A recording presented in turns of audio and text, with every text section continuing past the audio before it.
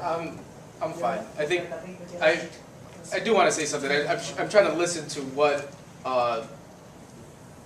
our state reps, the mayor, and the city council have to say. I'm glad that you guys came. Just to let you guys know, I didn't know about this meeting besides reading a blog. So I didn't get an email. My secretary emailed all of you.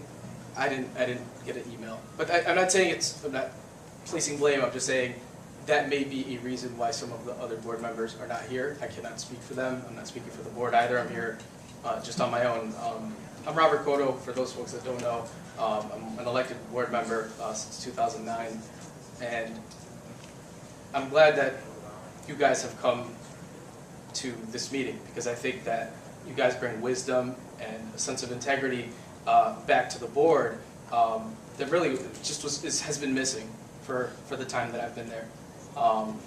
There's just some deeply troubling things that have been happening over the last year, and that's really why I've been kind of speaking up and asking sorts of questions. And I'm really glad that, like I said, you folks, you've gotten to your positions because of your wisdom and integrity, have come together to say, hey, we need to look at this thing and see what's going on here. Victor is probably not the person that should have come today. The people that have made these decisions, that put this thing together, they're not in this room. And so you need to put the pressure on them and say, hey, you need to own these things. Like, for example, bonuses and stuff like that. Luis Cotto originally asked for the bonuses. I asked for the bonuses January 14th in a particular format, didn't get them until 2 weeks later. And then you guys, I think State Senator Fanfara has the copy in front of him there that I finally asked for. It took about a month to get that information from my employee. That's frustrating.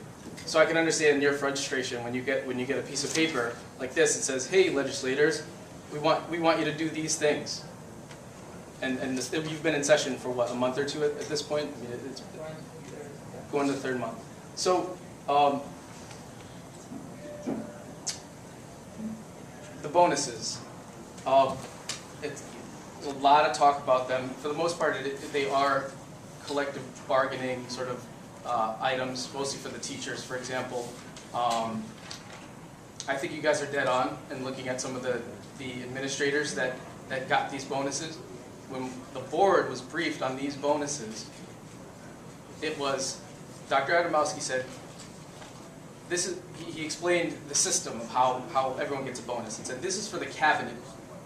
Now the cabinet would be the superintendent, assistant superintendents, maybe kind of another person, like director of strategic partnerships, for example. That sort of level. We didn't realize as a board, I certainly didn't, that all these other people were getting a bonus as well in central office. Now I want to know what codes 651 and 652 are, because 90% of them got code 652, and a few others got 651. Do you know what those codes mean?